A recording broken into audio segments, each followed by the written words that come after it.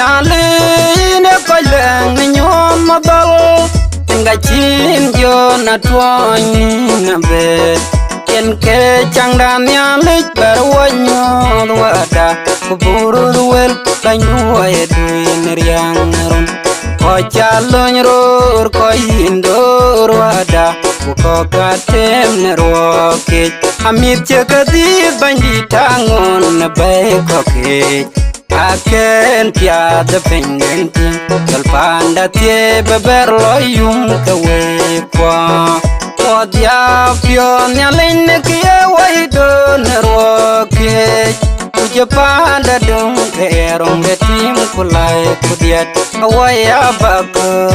ne bai kale in chu kulim nyale waden konyal barte bai wala min la butche ker ba bai karya chakanya le win ya do ni de pyo ka che ber ya du on cha beram kunyal go puti ke no wala yum na nong tier de ko kere loy bin de sodom go gomora ka chin kalwa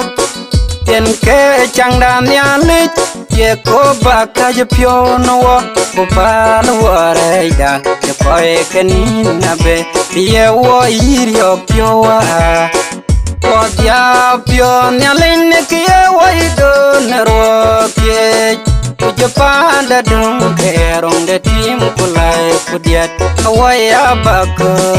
na ba ka le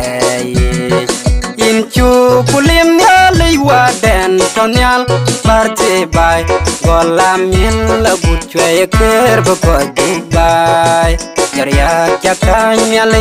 uin ya do ni umde pyo ka che ber ya du yalinda chen ke ya yin dal ka chi le unya uin ko ju to ber po cha big ber pir open one yalinda pincha chawok kubulo dio inchu kuchol damria kinyaling na nong riang ngot kache bete bai kutie pen bor bia te pia den indor tin odia pio yaling ke wai do neroke Japan da dum ke rong de tim kulai kudiat awai abak na bai kale in chu kulim nyali waden tonyal parte bai wala min la butche ker ba bai karya chakanya le win ya do ni umde pyo ka che ber ya du kar pyu wen wanyen banyali ran tegak achira jo chen wedu bar bandi bawoloy ne kare jo wadu tawa bulango ago go piriyo